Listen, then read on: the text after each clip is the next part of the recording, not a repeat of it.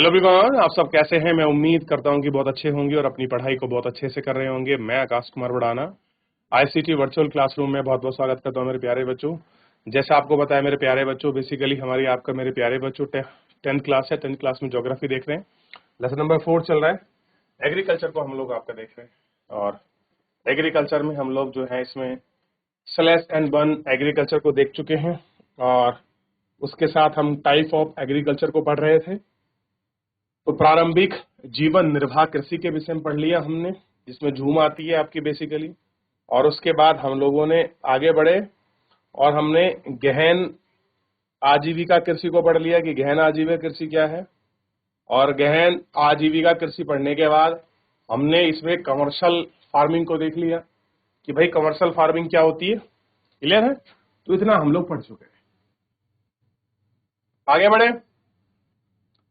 अब देखिए, इस प्रकार कृषि के मुख्य लक्षण आधुनिक निवेश और अधिक पैदावार देने वाले बीज, रासायनिक उर्वरक, कीटनाशकों का प्रयोग है और जिन्हें हम आपका वाणिज्यिक स्तर पर देखते हैं। क्लियर है? हरियाणा पंजाब में ज्यादा होती है। क्या आप उन फसलों के कुछ उदाहरण आप दे सकते हैं जो एक प्रदेश में वाणिज्यिक फसलों के रूप में और दूसरे प्रदेश में जीविका के रूप में उगाई जाती है? तो देखिए, गेहूं और चावल कहीं पर ये आजीविका के लिए उगाई जाती हैं, जबकि हरियाणा, पंजाब और महाराष्ट्र वगैरह में क्या है, इसको हम अपना बेचने के लिए, कमर्शियल के लिए यूज करते हैं। तो डिपेंड करता है, जहां पर लैंड कम है या जहां पर किसी की पैदावार कम है तो वो फसल उसके लिए जीवन यापन के लिए होती है। जहां सरप्लस है, अधिशेष बचता है, वो कैसी है, वो उनके लिए बेचने के लिए है। ठीक। रोपण कृषि भी वाणिज्यिक का ही प्रकार है। आप अगर प्लांटेशन एग्रीकल्चर को पढ़ते हो तो ये भी इसी का प्रकार है। अब रोपण कृषि में क्या होता है, जिनकी हम प्लांटेशन यानी कि पौध लगाते हैं, जैसे चाय, कॉफी, गन्ना, कहवा, रबड़। क्लियर है? इवन चावल की भी रोपण होती है। तो ये सब क्या है, ये आपके कमर्शियल क्रॉप्स है। और इस प्रकार की खेत में चौड़े क्षेत्र में एक फसल बोई जाती है जिसे हम रोपण कृषि के बीच एक अंतर स्पष्ट रोपण कृषि के व्यापक की जाती है, जो अत्यधिक पूंजी और श्रमिकों की सहायता के लिए इसे प्राप्त सारा उत्पादन कच्चे माल के रूप में प्रयोग होता है। भारत में चाय, कॉफी, रबड़, गन्ना और केला इत्यादि महत्वपूर्ण रोपण फसल है। असम, बंगाल में चाय, कर्नाटक कॉफी वहां की मुख्य रोपण फसल है। इन सबको हम लोग आपका देखते हैं। क्लियर है? चलिए देख लीजिए। हो गया? देख लिए केला, और आपका केला भी एक रोपण है। तो भारत के दक्षिणी भाग में केला एक रोपण है और ये आपका कमर्शियल रूप में वो लोग इसका प्रयोग करते हैं।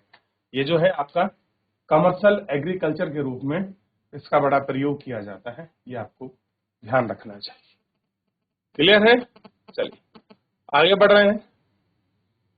अब देखिए, अब आप देखते हैं, आप अगर नॉर्थ ईस्ट की तरफ जाएंगे, आप उत्तर पूर्व राज्यों में जाएंगे, तो जो बांस है, यहाँ पर बांस की खेती बड़े अच्छे रूप में की जाती है। क्लियर है? कैसे है? बड़े अच्छे रूप में की जाती है। इसलिए इसके विकास में परिवहन और संचार संसाधनों से संबंधित उद्योग और बाजार महत्वपूर्ण योगदान देते हैं। सबसे प्रकार आप भारत के भौतिक विविधताओं और संस्कृति की बहुलकता के संबंध का अध्ययन किया है। देशों में प्रसिद्ध पत्ती और सस्य प्रकार से प्रतिबंधित है, इसलिए देश में बोई जाने वाली फसलों में अनेक प्रकार की खाद्यान्न और रेशे वाली फसलें हैं, सब्जियां और फल, मसाले आदि। भारत में 3 ऋतुएं हैं, जो रबी, खरीफ और जायद, इस प्रकार की फसलें। रबी फसलों को शीत ऋतु में अक्टूबर से दिसंबर के बीच मध्य बोया जाता है। ग्रीष्म ऋतु में अप्रैल से जून के मध्य काटा जाता है। गेहूं, जौ, मटर, चना और सरसों के कुछ रबी फसलें हैं, ये फसलें देश के विस्तृत भागों में बोई जाती हैं और उत्तर पश्चिमी राज्य जैसे पंजाब, हरियाणा, हिमाचल प्रदेश, जम्मू कश्मीर, उत्तराखंड, उत्तर प्रदेश में गेहूं और अन्य रबी की फसलों का उत्पादन महत्वपूर्ण है। तो रबी की फसलें मतलब जो आपका अक्टूबर से सितंबर के बीच बोई जाती हैं और अप्रैल से मई के महीने में काट ली जाती हैं, उन्हीं को कहते हैं रबी की फसल। यानी कि गर्मियों सर्दियों में बोई जाती हैं, गर्मियों में काट ली जाती, जैसे गेहूं, सरसों बेस्ट एग्जांपल है आपको समझने के लिए। कैसा है ये? बेस्ट एग्जांपल है आपको समझने के लिए। क्लियर है? ये शस्य रूप में। ठीक, समझिए आप। देखिए आगे बढ़े। देख लिया यहां तक आप लोगों ने। शीत ऋतु में शीतोष्ण पश्चिमी विक्षोभ से होने वाली वर्षा। तो जो बच्चों शीत ऋतु में वर्षा होती है किससे होती है? शीत पश्चिमी विक्षोभ, यानी कि जो वेस्टर्न डिस्टर्बेंस होता है उसकी वजह से। इन फसलों में अधिक उत्पादन में सहायक होती है, जैसे पंजाब, हरियाणा, पश्चिमी उत्तर प्रदेश, राजस्थान के कुछ भाग में। हरित क्रांति में सफलता के उपयुक्त रबी की फसलों में वृद्धि में एक महत्वपूर्ण फसल है। कैसी है आपकी? महत्वपूर्ण फसल है। देख लिया। उत्पादक देश एक खरीफ फसल है, रबी खरीफ। और खरीफ की कब फसल बोई जाती है? जो आपका मई और जून में बोई जाती है और सितंबर अक्टूबर के मध्य काट ली जाती है। इसे उगाने के लिए 25 डिग्री सेल्सियस से ऊपर टेम्परेचर चाहिए, 100 से अधिक सेंटीमीटर आर्द्रता यानी वर्षा होने की जरूरत है, और कम वर्षा वाले क्षेत्रों में इसे सिंचाई करके उगाया जा सकता है। जहां पर नहीं उग रही है आप सिंचाई कर दीजिए, उग जाएगी। क्लियर है? आप देख सकते हैं। जैसे अब आप इस समय जो आपका धान है, जिसको हम चावल कहते हैं, उसका टाइम चलना शुरू हो जाएगा। ठीक है, उसको लगा सकते हैं। चावल उत्तर पूर्व के मैदान, तटीय क्षेत्र, डेल्टाई प्रदेश में उगाया जाता है। नहरों के जाल और नलकूप में सघनता के कारण पंजाब, हरियाणा, पश्चिम उत्तर प्रदेश और राजस्थान में के कुछ में कम वर्षा वाले चावलों की फसल उगाने की संभावना हो पाती है। गेहूं की बात करते हैं। गेहूं भारत की दूसरी सबसे महत्वपूर्ण खाद्यान्न फसल है, जो देश के उत्तर और उत्तर पश्चिमी भागों में पैदा की जाती है। रबी की फसल को उगाने के लिए शीत ऋतु को पकने के समय खिली धूप में आवश्यक होती है। इसके लिए 50 से लेकर 75 सेंटीमीटर वार्षिक वर्षा की आवश्यकता होती है। तो अगर रबी की फसल को आप बो रहे हैं तो शीत ऋतु में पकाने के लिए उसे थोड़ी खिली धूप चाहिए ताकि वो हो सके, और 50 से 100 सेंटीमीटर के बीच उसको जो वर्षा है वो आपकी चाहिए। ठीक, इस प्रकार इनको बोया जाता है। देख लिया आपने? आगे बढ़ जाए।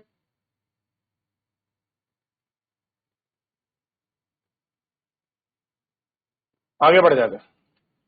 तो आपने देख लिया। अब गेहूं को देखिए आप। गेहूं है और बगल में आपको बाजरा भी आपको दिखाई देगा। देखिए, गेहूं उगाने के दो प्रमुख क्षेत्र हैं। कह रहे अगर आप गेहूं उगा रहे हैं तो उसको दो प्रमुख क्षेत्र हैं। एक है उत्तर पश्चिम में गंगा सतलज मैदान, यानी कि गंगा और सतलज के जो बीच की बेल्ट है, यानी कि पंजाब और यूपी के जो बीच की बेल्ट है, इसको बात यही तो हुआ।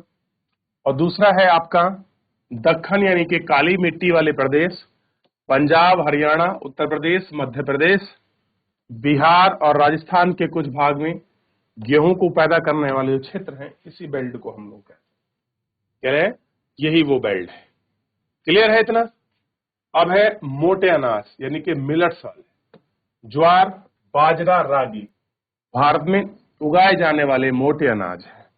मोटा अनाज कहा जाता है, परंतु उसमें पोषक तत्वों की मात्रा अत्यधिक होती है। रागी में प्रचुर में लोहे, कैल्शियम, सूक्ष्म पोषक, भूसी है, जो क्षेत्र में उतनी ही दृष्टि से ज्वार देश की तीसरी महत्वपूर्ण खाद्यान्न फसल है, वर्षा पर निर्भर होती है और अत्यधिक आर्द्र क्षेत्र जो आर्द्र हैं, जो आपके ह्यूमिड एरिया क्षेत्र हैं, उनमें ज्यादा उगाई जाती हैं। इसी कारण से सिंचाई की आवश्यकता नहीं होती। इसका प्रमुख उत्पादक राज्य महाराष्ट्र, कर्नाटक, आंध्र प्रदेश और मध्य प्रदेश है। कर्नाटक में तो रागी के दुबके पता नहीं कुछ ऐसा बनता है, मुझे आपकी फेमस डिश है और बड़ी हेल्दी होती है, लोग खाते हैं उसको। क्लियर है? तो मिलेट्स, मोटे अनाज बहुत जरूरी है। ठीक है,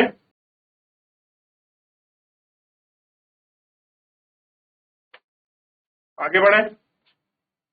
चलिए बाजरा देखते हैं। मिलेट्स में ही आता है बाजरा, ये आपको पता होना चाहिए।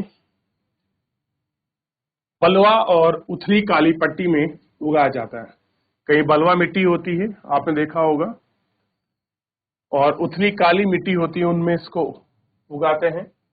राजस्थान, उत्तर प्रदेश, महाराष्ट्र, गुजरात, हरियाणा इससे मुख्य उत्पादक राज्य हैं। रागी शुष्क प्रदेश में उगाई जाती है।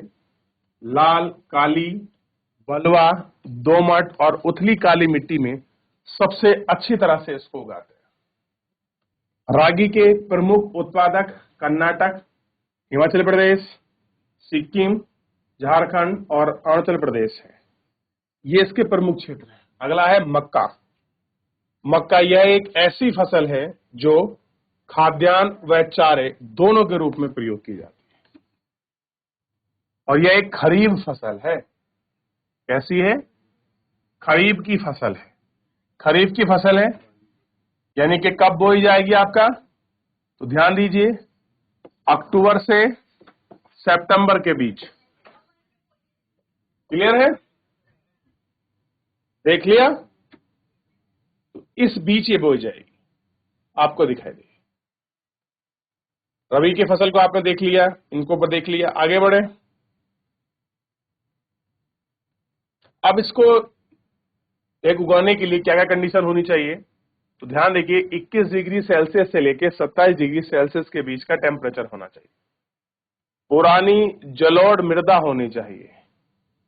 बिहार जैसे कुछ राज्यों में मक्का रबी की ऋतु में भी उगाई जाती है और आधुनिक प्रौद्योगिकी निवेश जैसे उच्च पैदावार देने वाले बीज, उर्वरक और सिंचाई के लिए उपयोग में मक्का का उत्पादन बढ़ाया जाता है। कर्नाटक, मध्य प्रदेश, उत्तर प्रदेश, बिहार, आंध्र प्रदेश और तेलंगाना मक्का के प्रमुख उत्पादक राज्य हैं। इन सारे राज्यों में आपका मक्का उगाई जाती है। कर्नाटक में अच्छी मात्रा में होती है, मध्य प्रदेश, बिहार, आंध्र प्रदेश बड़ी अच्छी मात्रा में उगाते हैं। हमारे यहाँ मक्का को खाने में प्रयोग करते हैं, रोटी उसकी खाते हैं मक्का की। स्वीट कॉर्न का भी अब कॉन्सेप्ट है, लोग उसको न्यूट्रिशन के लिए लेता है और खाना भी चाहिए, क्योंकि जितने भी आपके मिलेट्स की कैटेगरी में जो भी अनाज आते हैं ये हमारे लिए बड़ा उपयोगी है। क्लियर है? उन सबको हम लोग देखते हैं कि मिलेट्स हमारे लिए कैसे हेल्प होता है। क्लियर है? उपयोगी बहुत है मिलेट्स हमारे लिए, और ये हमको देखना चाहिए कि मिलेट का हम यूज कैसे करते हैं। तो मक्का के लिए क्या क्या कंडीशन है थोड़ा देख लीजिए, क्लियर हो जाएगा। आगे बढ़े। अब देखिए, दालों की बात करते हैं, पल्सेस की। भारत विश्व में दालों का सबसे बड़ा उत्पादक तथा उपभोग देश है, यानी कि हम प्रोडक्शन भी खूब करते हैं और उपभोग भी यानी कि कंज्यूम भी खूब करते हैं, यानी कि दाल को उगाते भी बहुत है और खाते भी बहुत है। शाकाहारी खाने में दाल सबसे अधिक प्रोटीन दायक है। तोर, उड़द, मूंग, मसूर, मटर और चना भारत की प्रमुख दलहनीय फसल है। क्या आप बता सकते हैं कौन सी दालें खरीफ और कौन सी दालें रबी की उगाई जाती हैं?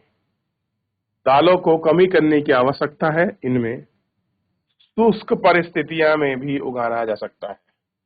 फलीदार फसलें होने के नाते अरहर को छोड़ दें, अन्य सभी फसलें नाइट्रोजन भूमि की उर्वरकता को बनाए रखती हैं। फसल को आमतौर पर अन्य फसलों में आवर्तन यानी कि रोटिंग में बोया जाता है। मध्य प्रदेश, राजस्थान, महाराष्ट्र, उत्तर प्रदेश, कर्नाटक दाल के प्रमुख उत्पादक राज्य हैं।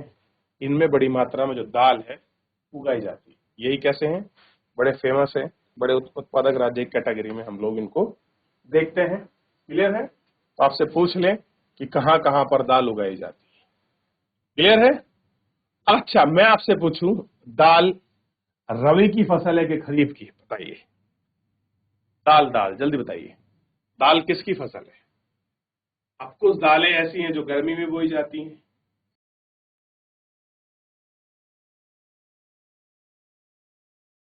हो जाए? चलिए देखिए,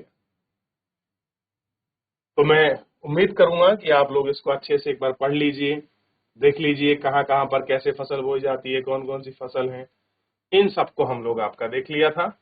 चलिए, तो मेरे प्यारे बच्चों, फिलहाल आज के इस लेक्चर में इतना ही। मिलेंगे नेक्स्ट लेक्चर में। तब तक अपना ध्यान रखिए, स्वस्थ रहिए, अपनी पढ़ाई को अच्छे से करते रहिए। मुझसे जुड़ने के लिए बहुत बहुत धन्यवाद।